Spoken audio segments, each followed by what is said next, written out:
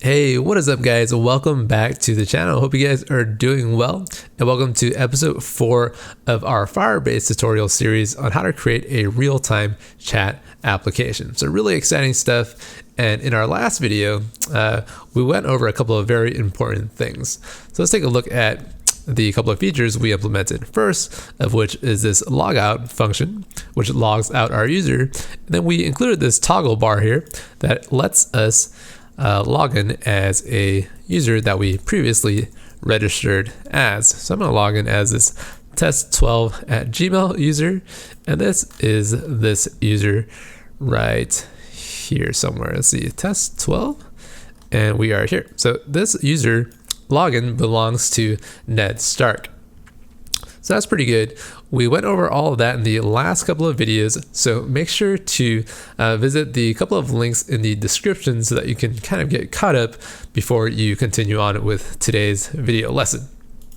Now, all right, what are we going to be learning today? Well, we're finally going to get into the meat and potatoes of how Firebase actually works in terms of fetching data from our database. So really exciting and cool stuff for you guys today.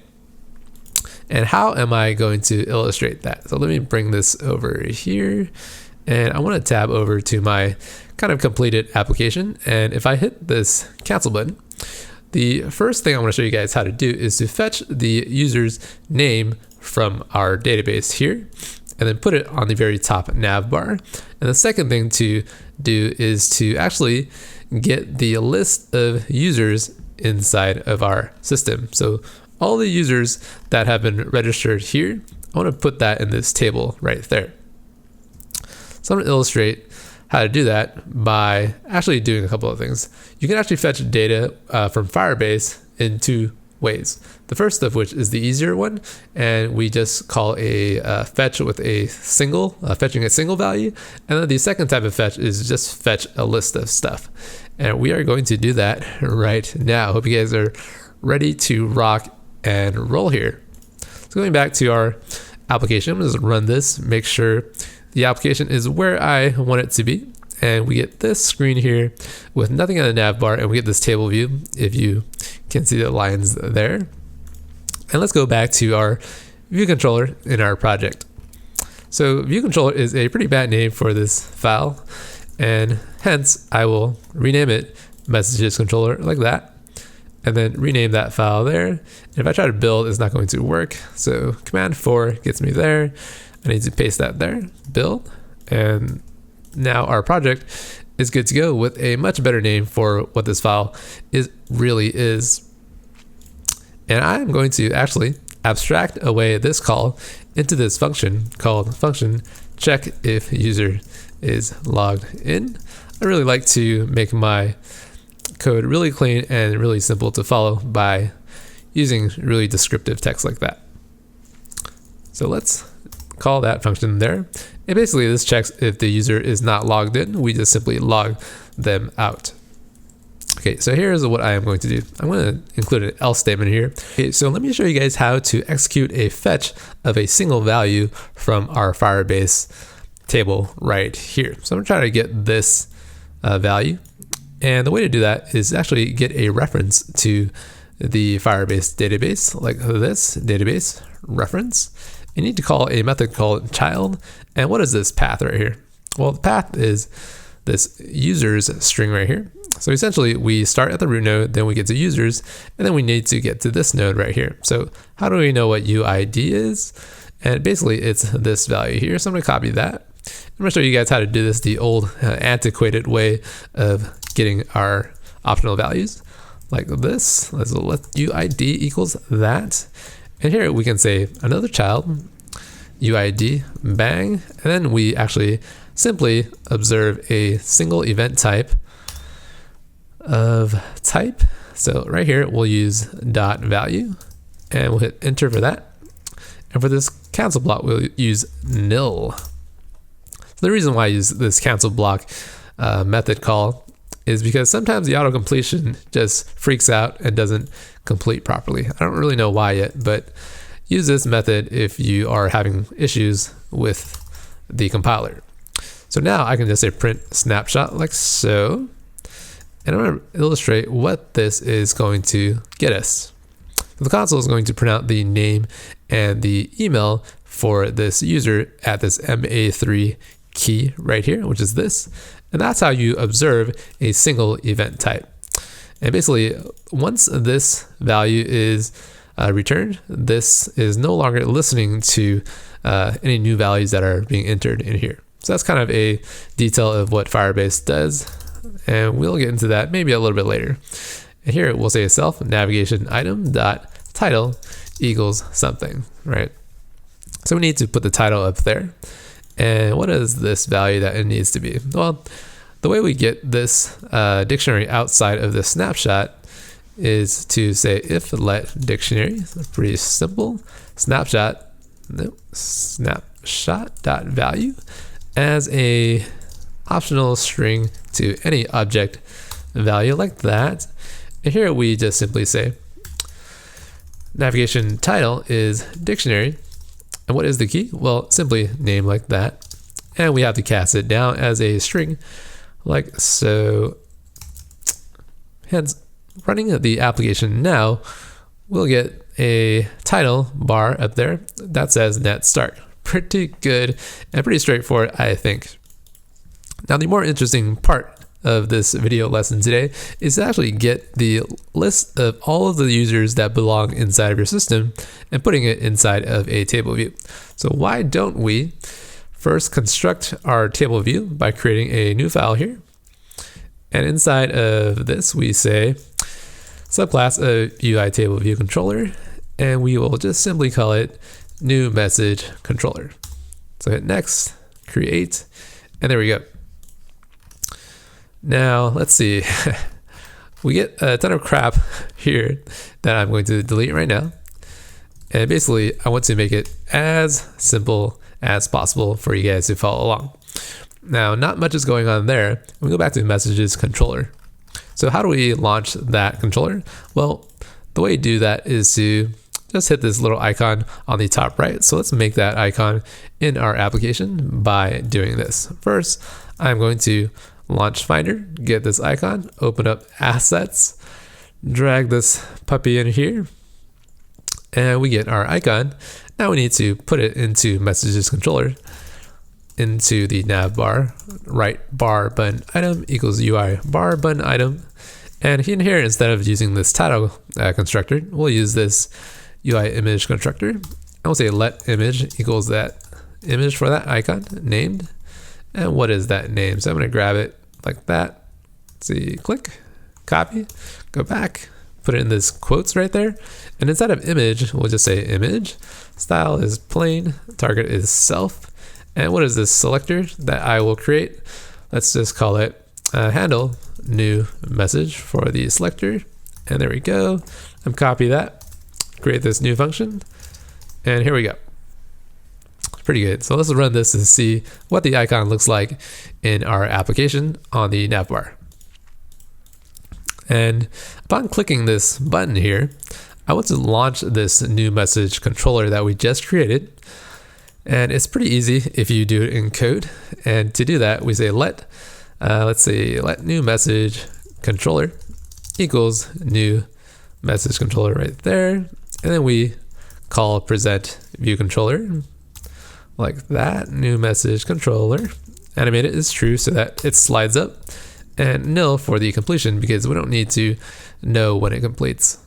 So I'm gonna run this, and you notice how we click this and we don't really get the navigation bar at the top like I want to. In other words, I want to include this cancel button on the top left there. So instead of just presenting the controller, we'll present a UI navigation controller with the root view controller. Let's see, root view controller. Auto completion is failing me at this point. So let nav controller equals UI nav controller, root view controller, new message controller. And we'll just replace this with the nav controller. And here we can just run the application and we'll get a nav bar every time we launch the new message controller like this. Nice. And now I want to include that cancel button over here.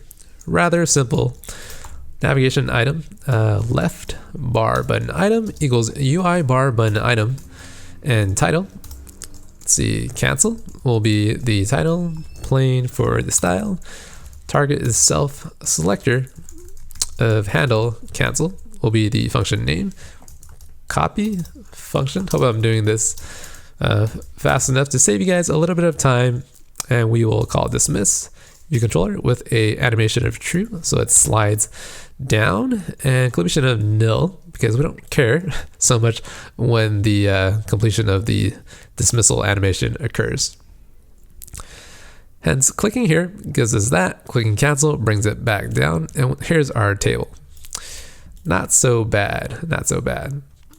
Let's see, what do I want to show you guys today? So that's pretty good. And here is how a table view controller works. We need to provide a method here called number of rows, I believe. And we just return a value of 5, gives us 5 rows in our table. And we also need to say self for row at index path, like that. And we need to return a cell. That's what that is telling us to do. So it gets a little bit of spacing down there. And here we go. Let cell equals something. So I'm going to say this. So let's use a hack for now.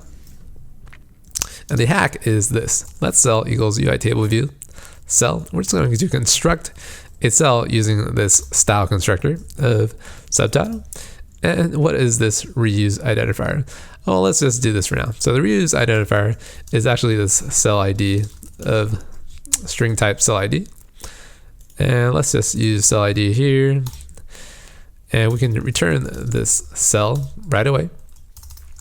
And you can say cell.text label. .text equals some dummy text, la la la. And running this application now, we'll get 5 rows in our table, and each one of those rows will contain that text inside of the label. So that's what we get. Now, the reason why this is a hack is because we actually need to dequeue our cells for memory efficiency. And if you guys don't know what that means, perhaps take a look at the documentation of how table view works. So I'll present the fix for this in just a little bit. And I really want to get to Firebase fetching right now. Cool. So let's take a look at this application here. And I want to fetch the users and fill it out in my table view with the name and the email for each individual user. Hence, I will call fetch user here. And we'll create this fetch user function. And here is what we are going to do.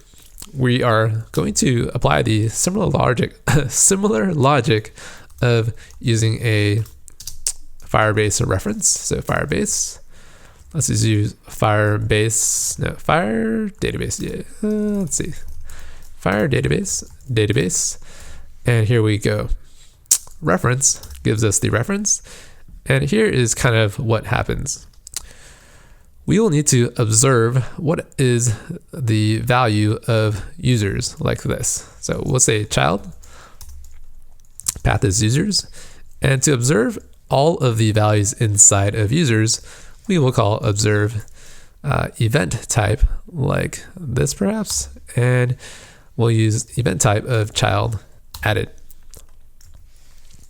And this is a completion block, so hit enter, snapshot for this, and then we'll do a nil for the cancel block. Here we go. All right, so I'm gonna print out snapshot, the value that we get back inside of our observation. So I'm gonna run this application now. It's going to fetch all of the users in our user node. So hit there, and we get all of our users down here. So snap, snap, snap, and all of our emails are appearing. So that's pretty nice. And I'm going to do this right here. So user found. I just want to illustrate what is actually happening inside of our observation function. So every time a user or a node or a child exists under users, this method returns a value. So click there. We actually get 1 user, 2 user, 3 users, 4 users, until we complete all of our users down here. So that's how this observation works. And here is what we are going to do. We're going to add all of these users found here into an array, and then we're going to return the count for the array inside of number of rows. In other words, we'll construct a array right here. Let users equal some kind of array. So what is the array type that belongs in here? What is the array type? Well, in order to kind of follow the MVC pattern a little bit here, I'm going to create this model group. And for our first model of our project, we'll create a new file, subclass as object, and create a user class. And inside of user, we will hold references to email. So name like that, var email string. And we want to basically hold the reference to these values inside of our snapshot. So that's pretty straightforward. And inside of these question marks, let's just build and user. There we go. So this constructs an array of users. And in order to modify this array or to append to it, we need a var instead. Cool. All right, here is what we are going to do. So each one of these snapshots includes a value, a dictionary value right there. And so to get to the dictionary, we say if let dictionary equals snapshot.value as our optional string to any object dictionary, like that. And inside of this if statement, we'll say let user equals a brand new user, like that. And we can actually construct this user in 2 ways. The easier way is to just say user set values for dictionary, and we call it dictionary. Let's just remove this. Perhaps I'll just comment it out for now. And right below here, I'll say print user.name and print user.email. So here we go. If I print this out right now, let me just expand this out a little bit. Hopefully you guys can see what is going on. So I'm going to hit that. And so sometimes what happens in my application is I get this invalid token, and I need to actually log out and call login again with my test12@gmail.com. And perhaps I'll tell you why this is happening in just a little bit. So I'm going to log in again, get that, and we get all of our users' names and emails inside of this print statement, which is being executed right here. Pretty nice.